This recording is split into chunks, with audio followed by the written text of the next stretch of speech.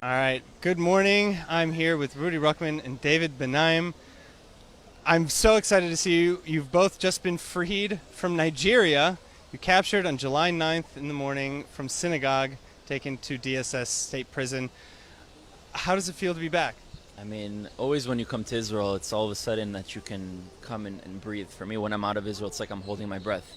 And finally, I come to Israel and I can breathe again. But additional, on top of the usual experience when you're coming home, we just went through 3 weeks in a cage, locked up, for no reason. We did nothing wrong. We just came there to show the stories of the Jewish life in Nigeria, the Igbos. And although we weren't able to do our full project, we're still not going to stop, and we're still going to show their stories and showcase so that they get recognition and people understand who they are. But obviously, we're very tired and very happy to be back home. Yeah, it's amazing to be home. It never felt that amazing to say that we are back home in Israel. For somebody that just met Aliyah a few years ago, it has a lot more sense. But we feel great. We are very thankful about all the people that really worked tirelessly to help us being back home today after 19 days of captivity, 20 days I think we would say for the full period. But yeah, it's amazing to be back home. Why did you go to Nigeria first? Yeah, so our first season is on Africa, and so we have 6 different countries across Africa, each with different and unique different stories. Nigeria is just the biggest story. It's just the most amazing community that's very different than the others. There are 50 million Igbos that they estimate, and it's just the biggest story, so that's the one that we wanted to start with first. David, can you speak a little bit about what it took to release you? It took a lot of effort from 3 different kind of chancelleries, embassies, French, American, and Israelis that were really in coordination. Each of them had their roles, and we can't discuss every single details. First of all, we have to learn all the details because we were kept secret from a lot of it during the time we were there because we had no means of communication most of the time. The families were really involved in back channels to be able to help us get out. Finally, kind of quickly when you look at similar stories, but we were helped with a lot of forces. One of the forces that I would like to mention particularly that was able to provide food for us and a lot of emuna, a lot of faith all the time is the Chabad of Nigeria. Israel Uzon was there from the 5th or the 6th day of captivity, helping us, bringing us food, helping us bring food as well to one of the women that was held captive with us. So yeah, it's pretty amazing to know that there is the regular diplomacy and there is the Chabad diplomacy. So that's pretty good. Now, I understand that when you were taken by about a dozen men in ski masks. Yes, and now we have Noam. Thank you so much. You are the third person who was taken into custody by the DSS. Thank you for joining us on camera, first of all. How are you feeling, actually? I'm feeling good. I'm happy to be back home in Israel, but it's also bittersweet because we really did want to continue our project and we really tried every possible way to stay in Nigeria right now and continue with the rest of our itinerary. But unfortunately, it wasn't possible now, but we're not giving up for the future. So what I was asking is, you were taken into custody by about a dozen armed men in ski masks in the morning of Friday prayer. Did you know you were being arrested? No, so they told us that we're being invited and that we'd have a quick conversation with the chief just to clear some things up. We had an idea that it had to do with certain posts that were going viral the night before, that we clearly made a statement that we had nothing to do with such movements, we had nothing to do with any sort of separatist things. And they told us we would go for a quick meeting, take 30 minutes, we'd come back to our hotel. In fact, all of our stuff was open in our hotel rooms. We ended up staying there the entire night, and then the next morning they wake us up from sleeping on the floor. They stuff us back with the black ski masks at gunpoint into cars, and they took us 9-hour drive to Abuja, a very dangerous drive, just swerving and speeding all over. And then we find ourselves 20 days locked up in a cage over there, and at no point were we actually even arrested. They didn't tell us they were accused of something, they didn't tell us you're officially arrested of something, and their status of invited is what allows them to not allow us to have a lawyer, not allow us to have a phone call, not allow us to have any rights because we're there at our own will. But several times we try to say, okay, so if we're here at our will, then let us go. And they said, no, if you go, then we'll stop you. And we tried a few times, and they, again, jumped on us and threw us back into the cage. There's actually one time that me and Noam put our tefillin on and just walked out to the lobby and started saying, we're innocent, let us out. We made a scene for all the people there, even civilians that were walking into their headquarters, and 10 people came on us, threw us back into the elevator, and threw us back into the cage. So we really tried to do everything to get out. But I didn't have my phone the whole time. I didn't have a phone call the whole time. I didn't speak to my family. I didn't speak to anybody. So, the first 5 days were the hardest because we didn't even know if people knew about us. We didn't even know if people knew we were gone. We didn't know what was going on. It was just one moment where we're there with the community. The night before, we were really like having a sort of meeting with everyone. We're talking, we're going up like late and discussing. And then the next morning, all of a sudden, we find ourselves in prison. So I want to know, you mentioned Chabad, David.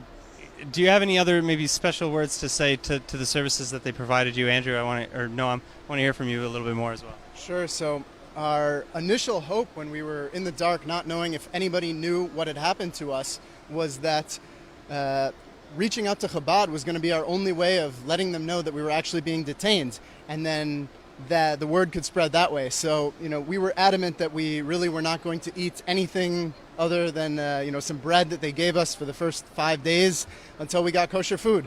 And I think that had a big role in, keeping our morale up and making this all worth something in the end. So, what's next for We Were Never Lost, I should say, because I understand that even though your visa has not expired, you're not returning to Nigeria anytime soon. Yeah, we still hope to at some point go back to Nigeria. We understand that right now, due to the circumstances, maybe with this regime we won't be able to. But we do have a decent amount of footage. We can still tell a story. There are Igbos here in Israel that we can document. There are other ways of getting the story out. And the point is not just to make a film. The film's point is to get this story out for people to recognize and for their stories to be told. So there are many ways of doing that. We're going to find the way, and there are other countries we still need to go to in Africa to finish the season, and we're going to be doing that.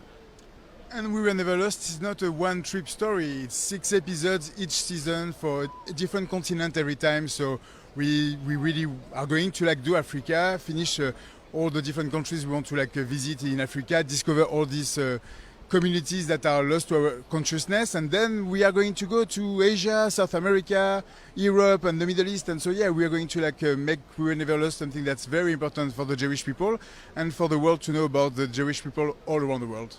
So, if we can continue, if you don't mind, I'd love to know, I want to get into a little bit more depth.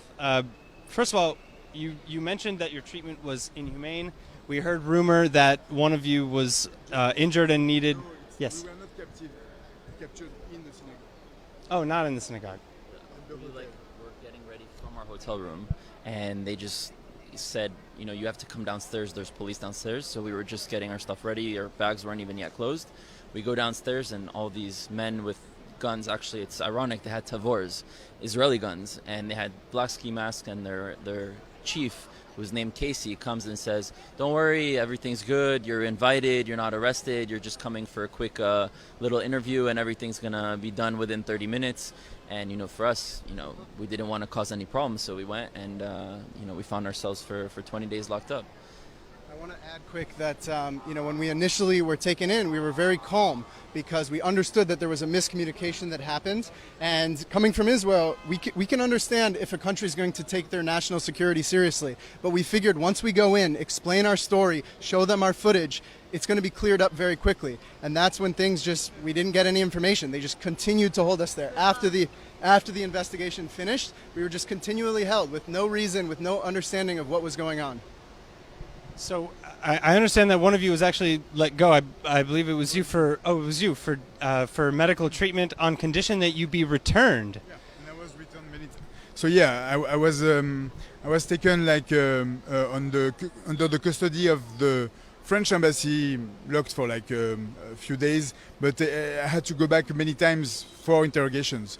And every time I had to go back to the DSS headquarters, my heart was beating very hard, and I had no idea if I was going to be held again, if I was able to see the boys. It was every single time a very, very emotional and strong moment to return to this facility. It is a prison, it is jail. It's something where you know that you won't have access to diplomacy, to people. So returning there was always an exercise that's I don't wish anyone. May I ask what constituted their version of I guess their treatment and their interrogation? What were they looking for? What were they asking? Well, the thing is, there's a movement in Nigeria trying to free the South. That's what they call it. They call it Biafra. There was actually a civil war back in the 60s, and they failed.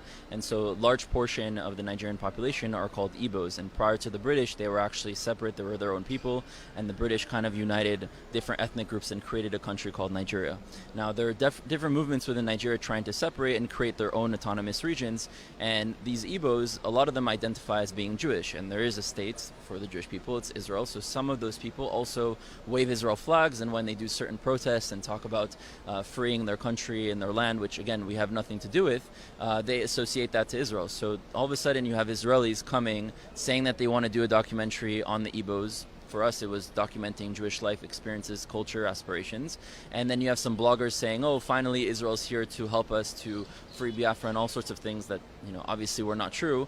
And the government comes and out of nowhere just takes us away. But I think they knew from the very beginning that we had nothing to do with that. It's very clear. We had made public posts that we had nothing to do with these extremist things. I mean, what our project was doing has been live and public for a year. And we've kind of got the experience in Nigeria that everything takes very, very long. Very, very slow. And it just so happens that everything on Friday morning, very early in the morning, we were taken and, things happened very quickly. So in our opinion, it was an attempt to silence the voices and the stories of the Igbos to not allow us to do our project. And it's unfortunate. If we had seen it, when we look back in hindsight, maybe we shouldn't have posted that we were there in the first place so we could actually capture this video. But no one could have seen that this would happen, and we'll make sure not to do that again. But in terms of the inhumane conditions, I mean, I can tell you we were put into a cage that was like a round room that you can maybe take 3-4 steps in each direction. That's how small it was. We slept on the floor. There were like bottles of urine from previous inmates that had left there that couldn't go to the bathroom. There was no AC for the majority of the time. Mosquitoes, bugs everywhere. There was no light. We were just in the dark, in heat, sweating on the floor, and this is how we would sleep. And they would keep us there until they would want to ask us questions. And we complied with everything. We answered all their questions. We even provided them with our actual footage to show them we're not here to do anything political, anything controversial. To the contrary, we want to show a positive image of Nigeria. This is going to show more of a different side that hasn't been told. But obviously they didn't care about that. And I think that there are people within different political positions that don't want the story of the Igbos to be told, but that's not going to stop us from telling it. So, Noam, I want to come back to you. You're the man behind the camera. What was your experience with the Igbo people, as a third party almost? I'm going to wait for that because I know how sound works. I don't want to ruin the shot. There's just one thing that I don't know if we touched on, and it's that with the articles that were being shared upon our arrival, when people used our images, they completely fabricated a story. They said that the leader of this movement had prophesied that when a Sefer Torah arrives in Nigeria, that'll be like the revival of their movement. When in reality, there's already, to my knowledge, at least a dozen Sefer Torot in Nigeria. So they basically saw what we were doing and said, oh, we prophesied this, and created this fake narrative. And the government bought the narrative. And even when we presented them with all the evidence and they couldn't find anything to hold us, it still continued on. It's possible the government made the narrative themselves. We don't know because we never got answers. Even when we were released, we never got answers as to why we were held, what they really were looking for, what the problems were. We were left completely in the dark. Go ahead. You're good. We're back in Israel. We're back in Israel. But I do want to say quickly, we had spoken with many individuals who had come to Nigeria and visited the Igbo Jews, and they were saying that it's like people are skeptical about their Jewish identity. Is it real? And we were told that when you get there, you feel it, you see it, you experience it. The way they treat each other, the way they talk about Torah, their seriousness and their dedication. It's not some sham that they're just doing as a cover. It's very real. And so even though we only had 48 hours with them, we all felt it. We really connected with them. And, it gave us a taste that we really want to learn more. Yeah, I mean, he said it perfectly. Like, these communities are actually Jewish within their neshama. Now, we can't prove historically, genetically, because those studies haven't been done. It's possible that they actually do descend from the tribes of Israel, but we don't know. But the reality is that they do see themselves as Jews. They do practice Judaism. They do see themselves as a part of Am Yisrael. And our goal in this whole project is to tell their story. And your question was to Noam, what did he feel being behind the camera and something is happening to him and he cannot he was extremely frustrated because every single second that we could not shoot was something that was lacking of the story we wanted to say. for the first 4 days, like he was still hoping that we would get out and be able to like go in the country to film. And how are we going to make up for the time we lost being like caged instead of being able to tell the story? And as a journalist, I feel the same way. At some point when we became the story, we kind of like lost the purpose of us going to tell the story.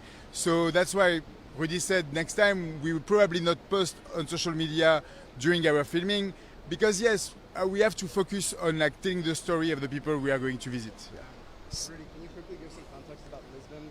So I was just going to say, speaking of I'm a Lisbon, I'd like to know about the fourth person who was taken into custody by the DSS.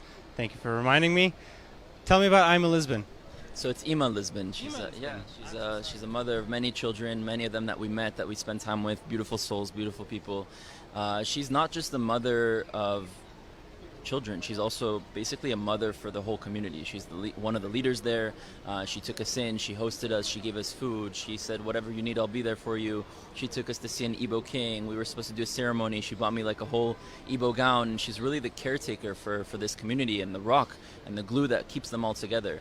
Unfortunately, when we were taken, she was taken along with us. She was with us for the first 24 hours when we were still in Anambra State.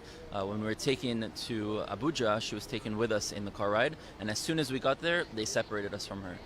Now, every single time that we received food from Chabad, we separated a third of that food or a fourth of that food. And when we were 3, when we were 2, we did a third, and we gave her that, and we made sure that the DSS officers gave her the food so that she can eat, because she's a Jewish woman and she also needs to eat. When we were released, we spoke with Chabad to make sure that they would continue to provide them food and to continue allowing her to be able to be fed, because the conditions there are just horrible, and we can go more in depth at that later time. But yeah, I saw her one time while we were there, because they keep women in a different building. She was on her way to go see the doctor. I rushed, gave her a hug, asked her if she's okay. She said, I'm okay, but I'm not feeling too well, so I'm going to see the doctor. And since then, we haven't been able to see her, but we've constantly asked the DSS officers, how is she, how is she, how is she? But we can't believe anything that they tell us. So, we really don't know her situation now. So we really want to, now that we're free, not that, it should have been us first and her next, but the reality is that we were free first. She's still there. She's still in their custody. She's still being detained for no reason. And we'd like to spread awareness of her story and the importance of who she is for the community, and for her to be freed as well, to go back to her family. So I want to say, what are you planning next? I know that these efforts to free Ima Lisbon, but also to continue this project of We Were Never Lost. Are you planning to continue this trip anytime soon, or maybe to take a breather now after this ordeal? So when I joined the army, I learned the hard way in Israel, that no means try harder.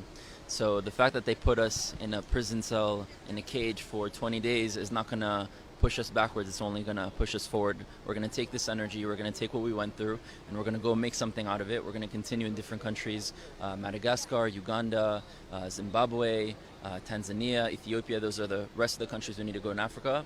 Maybe, we'll be able to go to Nigeria. We always have hopes, but it looks like for the time being we won't be able to. But even if we won't, we still captured enough to show something to the world. Maybe not a full episode, maybe something that's 10 minutes long. Maybe if we film other people here that are Igbo in Israel, and also tell the story of what we went through, and add kind of like an episode that kind of mixes both, that can be an episode. But no matter what, we're going to still do this project, and Africa is just the first season. So any special messages for anybody who helped get you out, who helped organize at the embassy, at Chabad, your family, in the Igbo population? Yeah, first of all, the Igbo population that welcomed us with really open arms the first few days we were there. Every single embassies that were involved, really, thanks to our families that worked days and nights. So definitely. And Chabad, that was the little touch, the supplement of love that brought us family there, and that was pretty impressive. But I left with 2 friends, and I'm back with 2 brothers, so that's also something very impressive. Yeah, look, the embassies did a ton on our behalf. From the moment they found out that we were taken into custody, they worked nonstop, Israeli, American, and French, all working together with our families, speaking to them every day. So they really helped us feel that at least we had a backing, and although we couldn't make any noise ourselves being trapped in a cage, that we had political individuals, diplomats that were doing that for us and helping spread what we were experiencing to our families.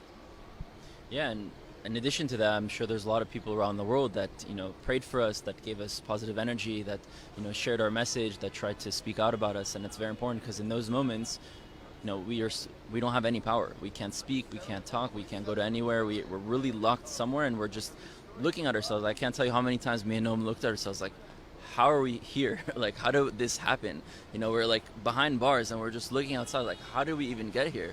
And so it's important that whenever someone's in this situation in the future, currently, I'm sure there's other people that are falsely, in prison. I know one of your friends is still needs to be freed in Turkey for some false accusations as well, that we are there for them because they can't be there for themselves.